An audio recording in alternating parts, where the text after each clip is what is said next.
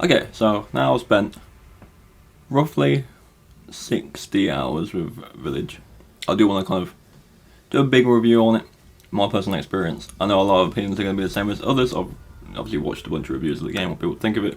But this is going to be personally for me. It's going to be a long one, so buckle in for that. But I've played this game to death. I'm still not done with it yet, so now I've actually finished with the story, all the difficulty modes, the mercenaries modes, played through each arena enough to kind of know it like the back of my hand.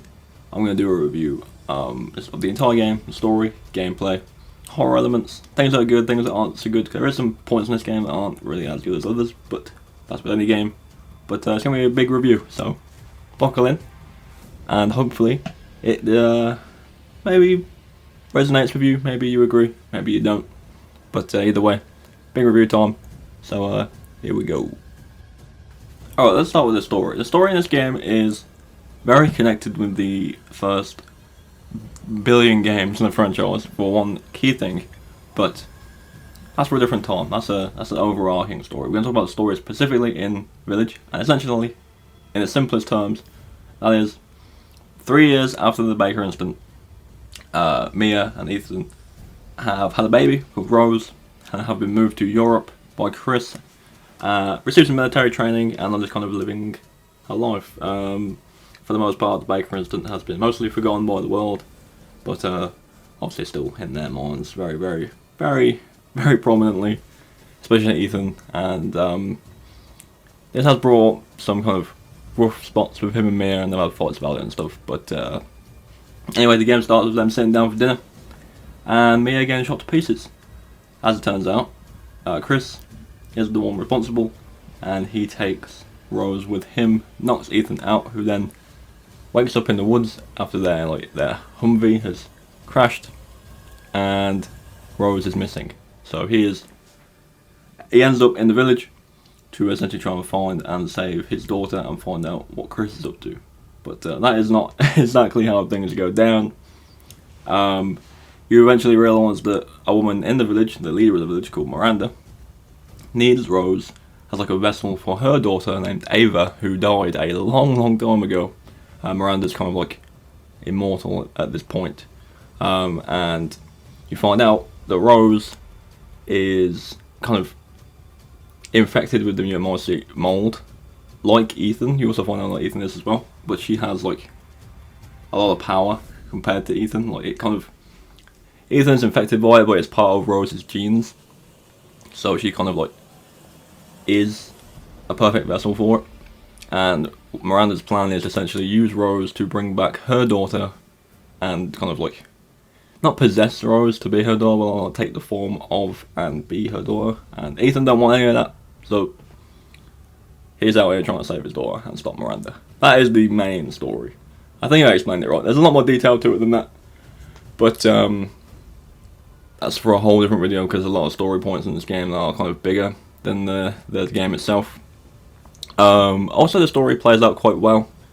It's not a perfect story. There's a lot of plot points that are like, if this is the case, then why did this happen? Like, there's a lot of that. But the main issue with the story, for me, I would say a lot of people, is Chris's involvement is kind of weird. Obviously he starts the game by killing Mia, who is actually Miranda. You find out later on, but he doesn't tell Ethan that. If he did, then things could have played out differently, and it wouldn't have made everyone think that Chris was a bad guy, because they kind of, it happens a couple of times throughout the game where it just makes Chris sound like a bad guy, but until the end of the game when you find out he's not, and it's like, why didn't you just tell me that in the beginning? Because you had plenty of time to do so. But I guess it's for drama purposes and big twists in the game, I suppose, and need it there, but it still kind of feels forced. But aside from the Chris points of the story, I do think the main story is very good. What you find out about Ethan is very interesting and a massive surprise. At least to me, I didn't expect it. But the story is enjoyable, but I just kind of have to deal with the Chris points because they're not the strongest points of the story. But nevertheless, it's still an enjoyable story, and it does link to 7 very, very nicely. Alright, let's move on to gameplay. Gameplay is kind of a mirror match of Resident Evil 4 in this game, minus the cool tweaks, obviously first person being the main thing, you know, Resident Evil 4 is a third-person over-the-shoulder game with tank controls. You have to stand still and shoot. This is a first-person game where you don't need to do that, but you're also limited by your vision. It's first-person only. You can't see things coming from behind you or to the side of you. You are strictly looking forward. But I do like the first-person perspective in 7 and 8. Some people don't. Some people would prefer it to be third-person. But honestly, I don't know. I don't know what it is. It just kind of makes the spooky parts a bit better, in my opinion. I know, obviously, in the first 3 games there were some genuinely like terrifying points, but they were kind of like in a different tone. I feel like the first 3 were more of an atmospheric horror than a jump scary, in-your-face horror. But this game does have that in it. But the main scare point of this game is something that wants you to run away from and something to be scared of looking at. But the tone of also that area is very cool, and we'll get to that later, because that plays a huge part in what makes this game so good. But the gameplay, first person, there's a lot of weapons in this game, a lot, so you can kind of vary your loadout. Still kind of the same thing, obviously, like shotguns and pistols and a sniper rifle and a couple of magnums, but they all kind of act very differently and have like different, better versions of themselves, and it's definitely good to like kind of run through a second time with a completely different loadout just to try and switch it up a little bit.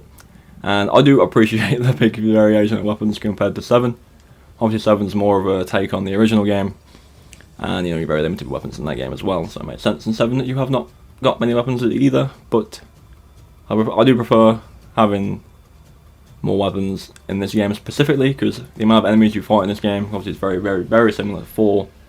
It would have made sense to have like just 3 or 4 weapons again, so there's definitely a lot of options in this game for weapons.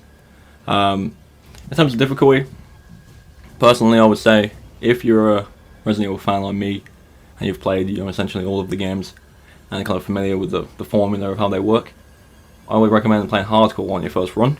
Just because I feel standard was a bit too easy and a bit too forgiving with ammo and stuff like that, but hardcore is kind of like perfect for a first run through. I did go standard the first time through when I got on day 1, because I expected kind of a reasonably challenging difficulty. It wasn't really the case, so what I did after that is I went new game, not new game plus, went new game immediately, went through on hardcore, and it just felt a lot more intense, so I kind of ran everything off of that save in the end.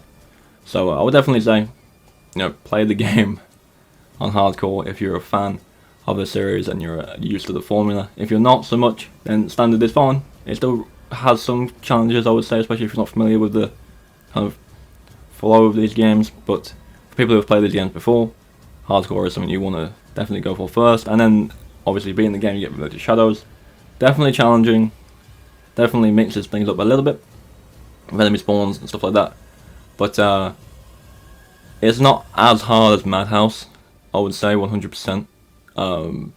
But again, I feel like 7 and 8 are so different in a way that of course it's not going to be as difficult or as easy, like in a way they're very different games, 7 and 8. It's like the jump from 1 to 4 in one game's time length. Like 1 to 4 took time to get there, whereas 7 and 8 went 7 is like 1, and then 8 is like 4, just like that. But difficulty between 2 is very different, and I would still recommend obviously doing Religious Shadows because it's a lot of fun, and at the end of the day it's free content. Unless you have the trauma pack, you get immediately, but beat the game, play for Religious Shadows, you will not be disappointed with the difficulty in that. It's a lot of fun. So that's the kind of gist of the gameplay. I would say the Duke obviously is in the game too. Very, very, very similar to the Merchant from 4. Very, very useful, and just a damn good character as well. Obviously what he does is, you can buy weapons, you can buy attachments for weapons, you can sell treasures you find throughout the game. And again, the same way you would find them before, you ever shoot rocks off walls, or find secret treasures in optional areas, or throughout the main areas, and just trade them with him. There's somewhere you can buy other pieces to make it more expensive. And that I believe that was a really good system in 4, so bringing it back in 8 was just a really good idea for me, and the Duke is great. The Duke's a great character. Okay, let's move on to boss fights in this game specifically. Resident Evil boss fights aren't always the most interesting or even challenging thing, personally I would say. They're nice, some of them are very gimmicky, some of them are just straight up shoot in the face till it dies. But they're fun, the set pieces are fun, the environments are usually fun, the soundtrack usually kicks ass, and this is no different. The boss fights in this game are enjoyable to look at, but not really difficult to beat. Obviously the gameplay in the background is me using Infinite Magnum, so you gotta take away the difficulty from that immediately. But this was just footage I have recorded. Going through first time through on hardcore against all the bosses. I would say reasonably difficult. Not impossible, that's for sure. But not terrible to beat. Most of them are just bullet sponges, to be honest. Especially Moreau on a normal difficulty run with no ammo. He is probably the tankiest of all of them. Dimitrescu is probably the most visually cool looking boss. I didn't expect this transformation at all, so it's really cool to see. Moreau, just a tanky big fish boy, you know, nothing special there. Donna Benevito, or whatever her name is. It's not really a boss fight, it's like a set piece, like a stage piece. It's really cool. It's really cool though, it's really creepy. But not really a boss fight. Heisenberg, probably my favourite of the lords, and the boss fight is over the top bonkers. Like, it's super cool. He's also pretty tanky, and on, you know, new game runs of hard difficulties, they can, you know, 1 to 2 hit you, which is a challenge. Village of Shadows, Heisenberg is interesting, to say the least. Like, he's not to be taken too not very seriously, because he will kind of delete you if you're not careful. Miranda is a interesting boss fight. It's super fun. She has multiple phases. The arena's sick. The banter between her and Ethan at the end is it's pretty cool. It's kind of cheesy, but it's pretty cool. Again, she's quite challenging as well if you're not paying attention. But again, boss fights in Resident Evil games aren't always the most challenging thing, but you know, it's just the atmosphere in the boss fight in these games that makes them feel so good. More to the point. Speaking from experience, some of my favourite boss fights, obviously I've covered a video on it before, but you know, you got like Jack, the first Jack fight in 7 with the chainsaw. That's super intense. Like, it's such a small arena, and it looks creepy and dark, and he's just coming at you like a crazy person with a chainsaw. It's awesome. You've got the big cheese in Resident Evil 4, you know, the village chief, like in that barn fight. That's again really cool. And then even a couple of Nemesis fights from the 3 remake, and a couple of boss fights from the 2 remake, especially the first or third Birkin fight. Like, they're really cool, but not difficult. You know what I mean? I think if you've played the series, you'll know what I mean when I talk about boss fights being more of a nice little thing to look at than an actual challenge. But this game is no different from others when it comes to boss fights. But I would still, you know, they would still come up there as memorable to me. Some of them. All right, let's talk about Donna's portion of the game. You know, the big horror part of the game. This is amazing. This is Resident Evil at its best, especially this part. Like, it's full of puzzles. It's spooky. There's a couple of jumps in there, and then the final product, you know, the final moments of this spooky part is just. The first time through, I just didn't expect what I was looking at to be a thing. I was like, okay, this is interesting, and it's creepy. It is creepy. It's like audio in this part is just so disturbing, and the thing you're dealing with is just, ugh, it's horrible. But Capcom always seem to do this with their games, and they never actually do it wrong. It's just, there's always a horror piece in their games, and it's just, you will not forget it. Like, this part in this game in 7, I would personally say it's probably going to be both the tapes, you know. Both the tapes in that game are probably the spookiest parts. Obviously, you've got the sewer gators in the very beginning, and Mia's tape, and then Happy Birthday. They're just creepy things that you do throughout the game, and it's really in your face. It's really, you know, on edge, and it's honestly just so good. Like, I now after playing the game about 10 times, this bit doesn't affect me. Like, I can breeze through it in a couple minutes. But the first time through, this bit was, Jesus Christ, it was so off-putting. And there's cool jump scares throughout the game anyway. Like, there's one specifically that comes to mind. I was exploring a early portion of the game that was unlocked again. It's literally like one of the very first buildings you go into in the game, and there's a fucking boar in there, like a pig in there. And as soon as you open the door, it squeals really loud and it sprints at you. I shit my pants. Honestly, like, things like that are what I prefer in games like this, where you just don't see it coming. Obviously, in this part of the game, something's coming, and you just don't know what. And that's part of it. That's part of it why it feels so good. Like, something is coming for you, and you do not know what it is until you see it. And then when you do see it, it's like, oh, holy shit, what is that? But yeah, they never fail with this horror points in the game. So I think it's so good, it's so well made, and it just feels like an original Resident Evil, like a puzzle area that ends up being like a horrifying section. It just feels so cool, this part. And you know, I've watched plenty of videos online of people first reacting to this part, and oh my god, it's just everyone has the same kind of a reaction. It's great. Like, they really did a good job with this bit, and I'm super impressed with how it ended up. I love how the lords all have their own individual kind of area and their own theme, but this one is up there as one of the best, for sure. Alright, moving on, we have one of the more combat-focused parts of the game. This is probably the most combat-focused part of the game outside of Chris's area. I don't count Chris's area as part of the game, because the tone changes and the atmosphere and gameplay changes a lot. It feels like, kind of like, I don't want to say a Call of Duty moment, because that kind of feels like a bit of too much of an accurate description, but it feels like the game turned to easy mode for about 10 minutes. You know what I mean? There's no stakes, there's no panic, it's just, here's a bunch of enemies, here's an assault rifle, kill them all. But it makes sense, obviously it makes sense for that part to be that way, because it's Chris. Chris comes into the village with an elite team. Like, he's not Ethan Winters, he's Chris Redfield. Like, it's different, and it makes sense. But nevertheless, Stronghold section, probably the biggest combat section for Ethan's part of the game.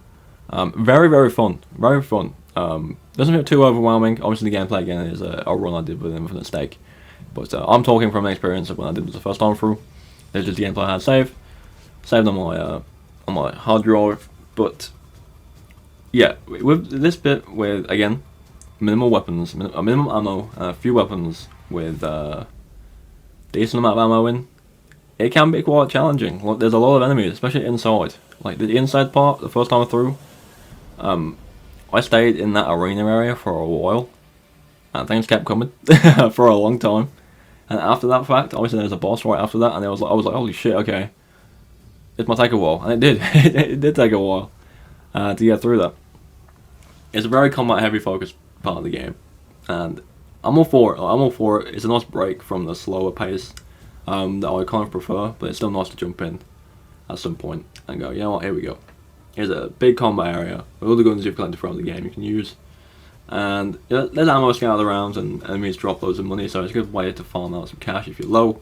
And then you can go to the Duke next time you see him and upgrade. But it's a very combat-focused part of the game.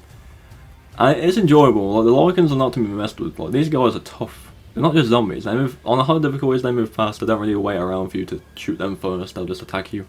One of the things I noticed on standard from playing this game is a lot of the enemies, and even the bosses, more importantly, like the daughters, I believe, as bosses, they kind of stand there for a bit too long, doing nothing while you shoot them, and then they kind of like spring into action a little bit later. Like, it just doesn't really make any sense. But on hardcore and Village Shadows, that is not really the case. They kind of on you all the time. If one's attacking you, the other one will too. It's not. They're not waiting in turns to hit you. They're just gonna come at you, and you have to be there to fight them. I always prefer hard difficulties on these games, and the combat in this game on hard difficulties is again not to be taken lightly. Okay, moving on, we are going to talk about my personal favourite part of the game. This is without doubt probably the best area for me in the game, and the best lord in the game for me. I know everyone's obsessed with Lady Dimitrescu and her daughters, but I'll be honest with you right now, that area is amazing. The castle is amazing. It's definitely second place for areas in the game, but they're not that big a deal in this game, okay? Like, they're done with in the first hour. And yes, it's very nice to look at, and the area is beautiful, and they have an interesting story, and I'm sure, because of the attention they received, that the DLC that's planned for this game will involve them in some way, at least one of them. But they're dealt with very quickly. I've seen some people complain about that, saying, oh, they were part of the advertisement, a big part of the advertisement, and they're dead within the first, like, hour. But what do you expect? Like, the best way to show a trailer for a game is to not show too far into it, and they are all in the first hour or two of the game. And that's all you really see in trailers. Like, yes, you meet some characters that you see in the game throughout the trailers, and there's small portions of the trailers where there's bits of the later game, but for the most part, they're using advertisement for those, and they're in the early parts of the game. So the last half of the game, or the last 3/4 of the game, it's a big surprise, because you don't know what can happen after that. But that doesn't take away the fact that the castle is really good, but the factory, oh my god, the factory is just, it's amazing. It's got that perfect gameplay loop. You having to farm items and bring them back to a hub area to use them. The enemies you introduce, there's a lot of variations of enemies in this area. You got like the normal zombies with like the case on the heads, which kind of keep them safe from a headshot. The soldat guys with the front weak point, the soldat guys with the back weak point, the armored soldat guys, the fucking jetpack guys, the propeller head dude. There's a lot going on in this area, and it just look at it, like look at it. It's beautiful. It's dark, it's gritty, it's disturbing, and it's lovely. Again, I do believe Heisenberg is the best lord in the game, without a doubt. There was originally a lot more planned with him for the game, and if you are interested in what that is, I have a video covering a lot of like the scrapped ideas for this game. I'll leave a link to it in the description. You can take a look at that and check it out.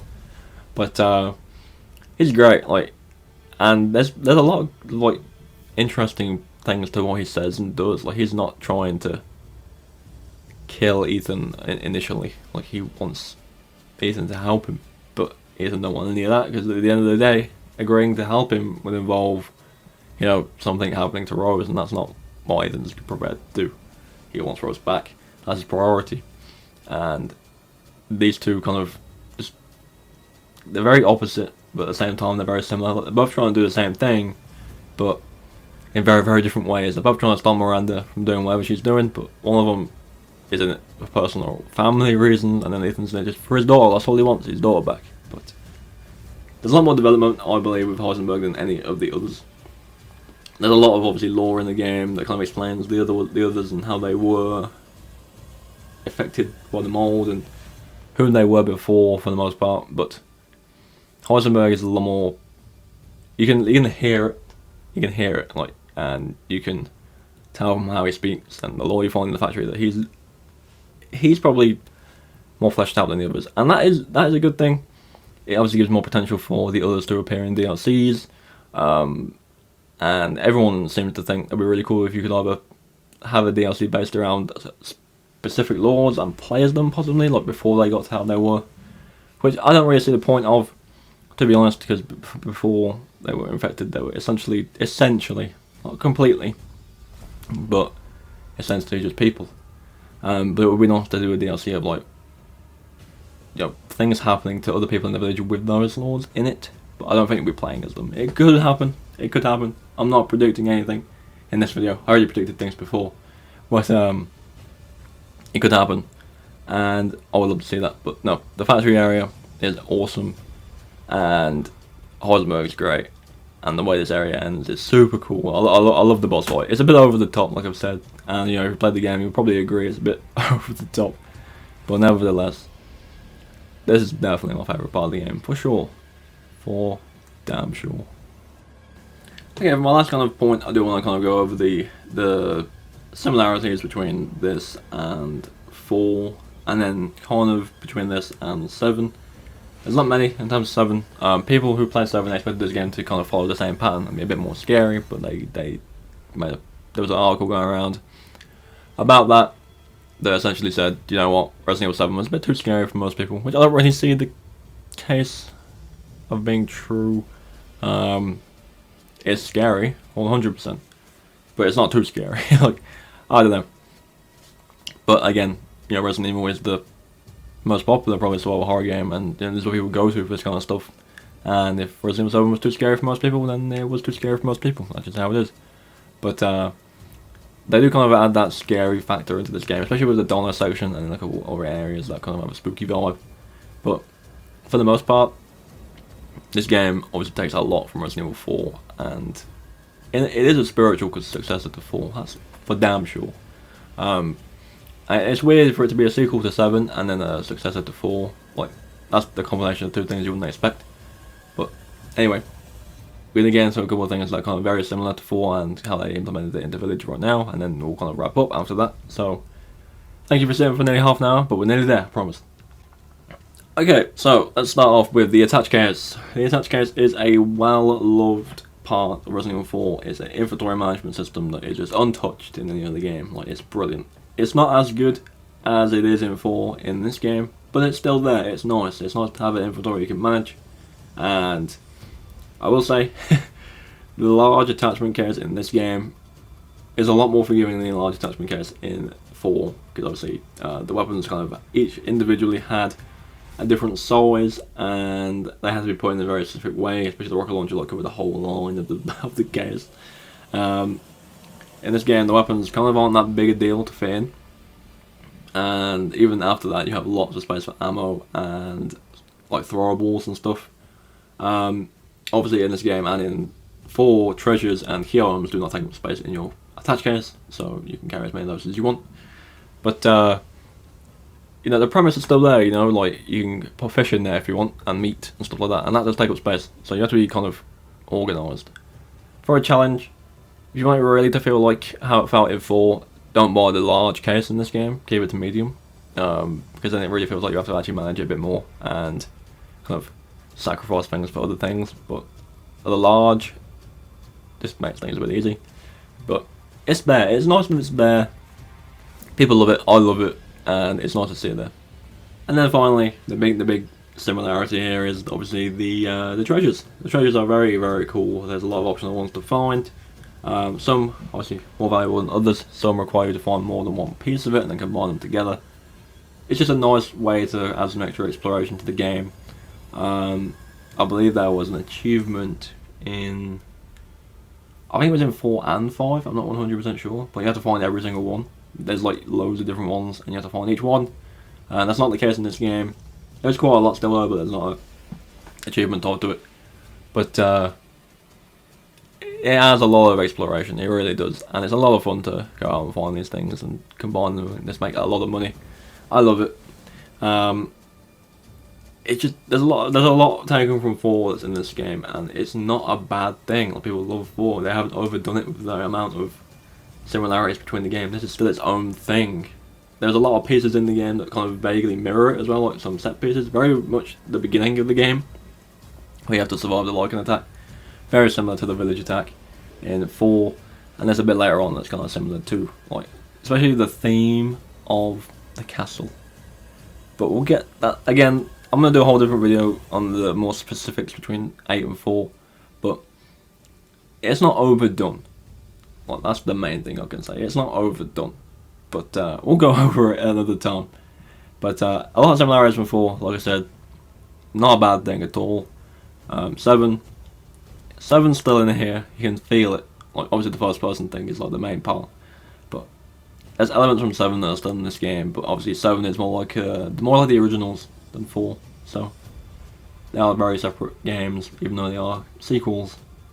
And there's a third one coming, obviously, that is in the same kind of universe as the Ethan storyline. Obviously, it's all canon, yes, but there's a Winters trilogy. I think that's what I read somewhere. Like, the 9 will be the final one to do with the Winters. I think that's how it is. But maybe that'll be different too. Hopefully, it doesn't turn into a Resident Evil 6, but we'll see. When 9 does eventually arrive, but it won't be for another few years from now. And there's still DLC to look forward to for this. And of course, Reverse, if you have purchased that, that is out in the next few weeks, which is very exciting for me. And that's essentially going to wrap it up. I could go into more detail, but I don't want to leave anyone here longer than they need to be. I think half an hour-ish is a good kind of basic premise to review the game. I'm not a fancy reviewer. I'm not going to go into every single detail, because, you know, at the end of the day, it's not my job to review the game. I'm just solely playing it because I love it too much. But I do want to talk about it. So, I've covered what I think about the game in this video a lot. Again, like I said, it's an amazing game. It's not perfect, and obviously the main issues with it is the kind of crisp plot. Like, it's very weird. But outside of that, I think it's quite smooth. Ethan is definitely a better character in this than he was in 7. In 7 it was kind of a blank slate, and they did have their reasons behind that. They did just essentially want to say you are Ethan in this game. Like, This is you if you were in this situation. Then in 8, Ethan got a story. You see, Ethan got his own life. So he's a lot more fleshed out in this game, and at the end of the day, I would say, after playing the ending of the game, he does go down as probably one of the best heroes in the series, because he's not a soldier, he's not a special forces guy, or anything like that. He's just a dude trying to find his kid, and, that's, that's relatable, but obviously it's not, because, werewolves don't exist, zombies don't exist, people punching boulders doesn't exist, it's not a thing. Well, maybe that is the case. Maybe someone tried that. Who knows? But anyway, Village is an amazing game, and if you love 4, you'll love this game. It's just, they go hand in hand. Obviously, the cheesiness and the corniness from 4, those moments with Leon, aren't in this game. There's a couple of jokes in this game that don't really land as well as the 4 ones do, but at the end of the day, it's just it's 4 in first person, boys. That's it. That's all it is. And it's great. I love that. And I can't wait to see what the DLC is like. I can't wait to see what they do with the next game. And if there is a 4 remake coming, which every single bit of evidence suggests there is, I can't wait to see what they do with that. Do I think it's necessary? Probably not. But we'll see what they do with it. Hopefully it's not another Resident Evil 3 thing where they just cut half of the game out. But I don't think they'll do that, because it's such a loved entry in the series that no one's going to be trying to fuck that up. But yeah, this is going to be a review. This has been a review, I should say, of Village. Let me know if you agree with anything I said. Again, I'm not a fancy reviewer, so this might not make any sense, but I'm just talking about how I feel about the game personally. People might agree with me, people may not. There may be similar ideas in other videos, but again, this has not been I'm going to sit down and make a script for this. This is just me being winging it and talking about how I feel about the game personally. So it might not make a lot of sense, but I feel like the best opinions are the ones that are fresh, I don't want to write it down. I just want to talk about what's on my mind about the game and share it with you people, so why not? But anyway, that's going to do it from me. This won't be the only type of video I'll do like this, but there is another one coming in the future for 7, because I've been starting to play 7 again. Now I've completely finished with Village. I'm still not done with it entirely, but for the most part I have done everything in this game. So I am going to be kind of splitting my attention between a few more entries in the series rather than just focusing on Village as a primary. I'll be bouncing between a couple of entries, so don't worry about that. But anyway, thank you for enjoying. Thank you for watching. I am very tired, so I'm going to stop doing this now. Leave a like if you enjoy. Subscribe for more Resident Evil content, and I'll see you all next time on.